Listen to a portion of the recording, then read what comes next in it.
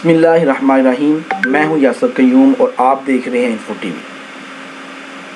چلیں تو دوستوں سعودی عرب چلتے ہیں, جہاں سے ملی ہمیں نئے قوانین کی معلومات اور نیو انفارمیشن جو آج ہم آپ کے ساتھ شیئر کریں گے.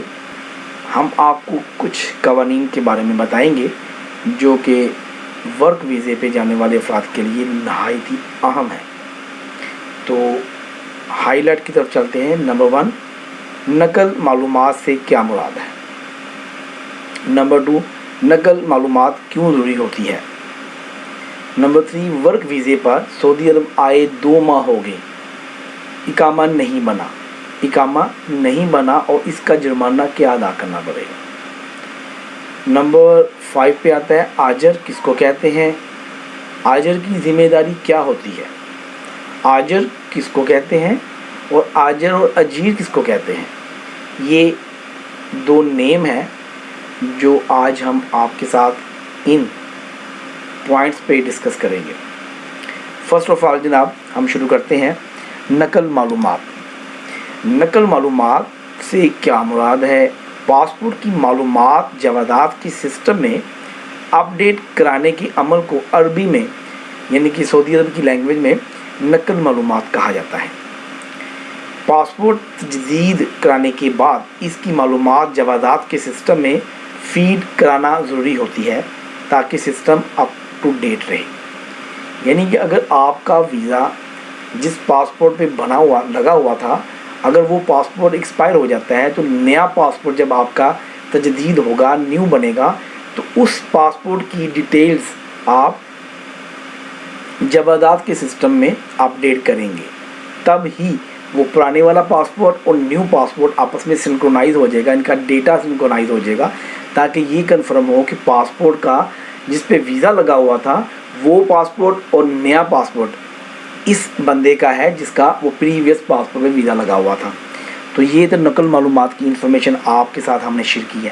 اب ہم پوائنٹ 2 پہ جاتے ہیں. ورک ویزے پر سعودی عرب آئے 2 ماہ ہو گئے, اقامہ نہیں تجدید ہوا, نہیں لگا, اور اس کا جرمانہ کیا ادا کرنا پڑے گا. سعودی عرب میں پہلی بار نئے ورک ویزے پر ملازمت کے لیے آنے والے غیر ملکی افراد کی آزمائشی مدت 3 ماہ ہوتی ہے. یعنی کہ اگر پاکستان سے آپ ورک ویزا لیتے ہیں, یہاں سے ایجنسی کے تھرو ویزا لگتا ہے, وہ ویزا لگنے کے بعد آپ سعودی عرب پہنچ جاتے ہیں, 3 ماہ کا ٹائم پیریڈ آپ کا ٹریولنگ ہوتا ہے. یعنی کہ 3 ماہ کے اندر آپ نے پاکستان سے ٹریول کرنا ہوتا ہے. ایک وہ آزمائشی پیریڈ ہوتا ہے, اور اس کے بعد 3 ماہ کا آزمائشی پیریڈ تب شروع ہوتا ہے جب آپ سعودی عرب لینڈ کر جاتے ہیں.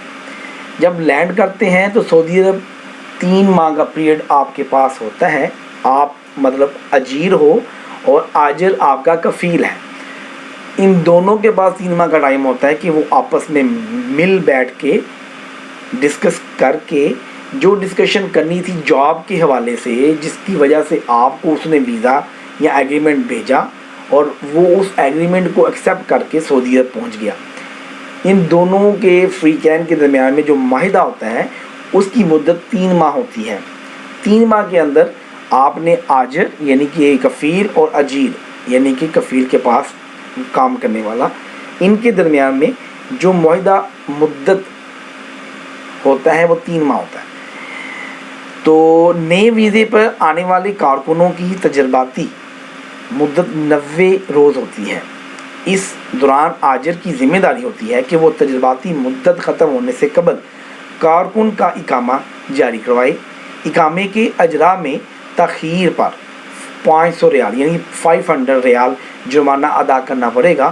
اگر وہ 3 ماہ جس دوران آپ نے اپنی ملازمت کا جو ایگریمنٹ تھا وہ اپنے آجر کے ساتھ کرنا ہے, اس دوران اگر وہ 3 ماہ کا پیریڈ ختم ہو جائے تو اس کے بعد آجر کو یعنی کہ آپ کے کفیل کو آپ کی وجہ سے یا آپ کے کفیل کو اپنی وجہ سے 500 ریال ادا کرنا پڑے گا.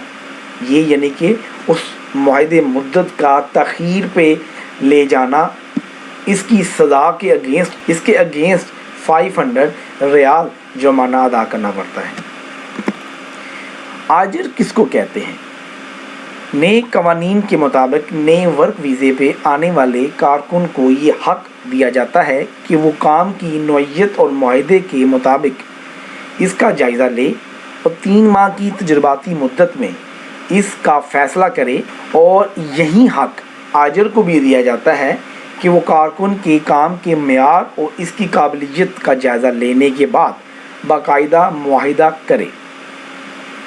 ملازمت کا معاہدہ تحریری ہوتا ہے، جس کے نکات کو اچھی طرح نہ صرف پڑھنا بلکہ سمجھنا ضروری ہوتا ہے تاکہ بعد میں مشکل کا سامنا نہ کرنا پڑے۔ نئے قوانین ملازمت کے تحت ملازمت کا معاہدہ انتہائی اہم ہوتا ہے، جس میں آجر اور اجیر کے حقوق کا تحفظ کیا جاتا ہے۔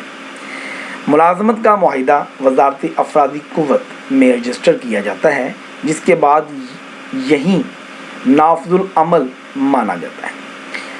آجر آپ کا کفیل ہوتا ہے، اجیر یعنی کہ وہ بندہ جو پاکستان سے ویزا لگوا کر گیا ہے اس کو اجیر کہتے ہیں، یعنی کہ پاکستانی ہو سکتا ہے، انڈین ہے تو انڈین، اور اگر بنگلہ دیش کا ہے تو بنگلہ دیشی۔ اسی طرح مختلف ممالک سے لوگ ورک ویزا لگوا کے جاتے ہیں تو وہ اپنے آپ کو عربی میں اجیر کہلاتے ہیں۔ تو یہ 3 ماہ کا تجرباتی جو معاہدہ یا مدت ہوتی ہے، یہ آپ جاب کی ایکچولی ملازمت کا معاہدہ ہوتا ہے جو تحریری طور پہ لکھا جاتا ہے۔ اس تحریری طور پہ لکھے جانے والے ملازمت کے